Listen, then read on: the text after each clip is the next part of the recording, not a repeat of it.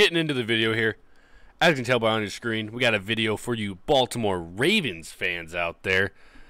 So we're going to give you a little preseason preview of what we're feeling for the Baltimore Ravens for this upcoming season. Before we jump into it, make sure you guys hit that like button, hit that subscribe button, turn that notification bell on so you're notified anytime that we upload a video. We're on the road to 100 subscribers, so if you guys can make that happen, we greatly appreciate it. And for everyone that has already hit that button, we greatly appreciate you. Now, can Lamar and the Ravens, that says bounce back. Bounce back, baby. Can they bounce back? They can bounce back to where they were, maybe. Not maybe Super Bowl. Maybe. Ooh, hey. We'll get into it. Hey, let's see what we're saying. So, we got their last season stats, 2021 stats, 8-9, mainly. I mean, Lamar with his injury that was minor, that actually wasn't so minor after all. 16th overall team according to PFF. They had a tied 17th offense and the tied 22nd defense according to PFF. So take it for what it is. If you trust PFF, you do. If you don't, well then, sorry, that's what we got. But it's funny you brought up that Lamar injury. I was at that Browns-Ravens game when Jeremiah Owusu-Koramoah tackled Lamar when he was trying to scramble out, and he saw it on the replay, and then he saw him kind of walking, and I was like, oh, dude, that's bad. And then they're like, oh, he'll be fine for next week. And I was like, I don't know how. Like, that looks so bad to me. And then he just didn't end up playing for the rest of the year. And I was like, okay. So they're just saying that to say that. But, like, it looked so bad to me. But I guess before we can just get into the additions real quick, and then we'll kind of get into what we think in last season. Yep. Just running through real quick, big major additions. They re-signed Calais Campbell. This is a really good move. He's very good.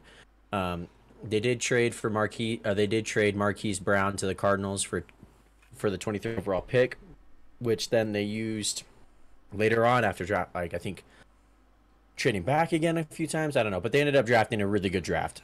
On paper it looks really good. They got Tyler Lindenbaum, Kyle Hamilton, Travis Jones, and David Ojabo. They got a lot of really good guys that everyone kind of expects to be pretty good. So that's good on them. And then they also improved their safeties a little bit more with signing Marcus Williams to another 5-year deal from New Orleans. They re-signed veteran corner Kyle Fuller, who's been really good. He's never your number one guy, but he's always a great cornerback 3 and slot corner. They got Justin Houston back for another year, finish it up there, and then also added a good running back who was in a terrible situation, and Mike Davis, a good veteran, good depth piece. But before we get into the key points, I guess we can talk about last year's stuff. Just injuries, right? Like that's all it was. That was their main hurting point last year. Quarterbacks, running backs, people on defense, corners getting hurt. Just a lot of people were going down, and it wasn't looking so bright for the start of the season anyways, with most of their running backs being out for like the entire season, and their corners being gone for most of the season as well. Yeah, like everyone in that secondary got hurt. Half the offensive line got hurt. All their running backs didn't even make it to the season to start, basically. Like, it just was not a recipe for success. No. So then getting to our key points, like we talked about, they're getting both their starting cornerbacks back. And their secondary is, went from being one of the worst last year, the way it was playing, obviously, to, on paper, probably one of the best, potentially, secondaries in the NFL. Yeah. You got Marcus Peters, Marlon Humphrey, who's a dog. Kyle Fuller, you add a dog. And then you got 3 good safeties now. Marcus Williams, Kyle Hamilton, and then who is their active safety at the moment that I'm just absolutely blanking on that I hate. Because I hate all Ravens, but I'm blanking too. Can't just call upon me like I'm Bengal or something. Chuck Clark. That's who it is. Chuck Clark. So they've got a really good secondary, and it's very deep. Yeah. Their pass rush, you don't need really big names per se on their thing. They always find ways to just pressure quarterbacks nonstop, and they do have one that's really good that Mikey loves saying his name, so go right ahead. Oh, Dafe Owe. Yep, there you go. So their defense should be getting a lot better. Often the next point is getting back all their running backs. They're gonna get J.K. Dobbins back. They're gonna get Gus the Bus. They're getting Mike Davis to add to that, and then they're also getting their offensive line. They're both their tackles coming back, and then they're also adding Tyler Linderbaum to that lineup. It looks good, honestly. Yeah. Like the only kind of like caveat for the Ravens is Greg Roman, who for some reason is still working with them that no Ravens fan likes, and they got rid of his best target, and you're just kind of hoping and putting everything on Rashad Bateman. Yeah. And So, Mark Andrews. well, yeah, obviously Mark Andrews, but that's just kind of like a given. Like you can only do so much with Mark Andrews, right? Like you need wide receiver help. Yeah. They're You lacking. can't throw it 15 times to Mark Andrews and then run it 40 times. Yeah. When Oh, Rashard Bateman. and then also win. You can do all those things, but you can't do all those things and also win Yeah. Yeah. the Super Bowl. I think when you have Rashad Bateman and like Devin Duvernay as your best receivers, I think they'll be looking to upgrade for sure next offseason / draft. And Again, yeah. But I think, honestly, getting rid of Hollywood Brown is kind of a good thing for him. I know that's like Lamar's boy and everything and whatnot, but I don't think that dude could have caught a cold if it hit him in the face. And so, my take on the Ravens is I feel like they have a lot of really good quality talent. They have, a great structure around them. I feel like they have good coaches and everything. Lamar Jackson's a hell of a player too. It's just a mix of football that doesn't win anymore. I mean, Lamar Jackson won MVP. He won Offensive Player of the Year before that, Right. I think. They won a playoff game finally. But I think the biggest thing that I think we've kind of all come to terms with is when you count on your quarterback to be a running back in your system. I mean, the Bills haven't even made it to the Super Bowl yet, too, technically. But Right. Josh Allen's a little bit different.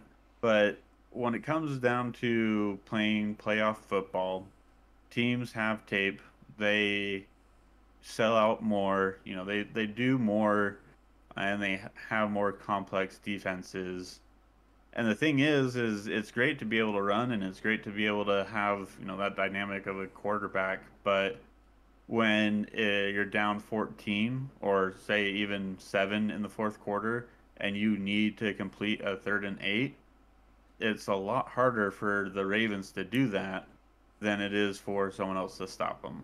And that's what happens to the Ravens in the playoffs. And I think that's why people just say you need to have a passing game. Like you have to have Mhm. that in this league. If you don't, you get behind and you're done. Yeah. And then like, the narrative for Lamar has always been like he's a running back, he can't throw the ball, or they don't have weapons to give him the ball. Like he doesn't have any wide receivers. Like how can you blame it on him? And they're really not helping that narrative with what they did. I mean, they're really giving him a very slim wide receiver group to go out there with. So I think it's like the first time that you can actually say that he's got a really poor wide receiver core. Um, and we'll see. Lamar's obviously electric. He's an elite quarterback based on what he can add with his legs. If you force him to be a drop back and not able to run or scramble, obviously that takes away from what Lamar is, and that's just not realistic in today's game. So he's incredible.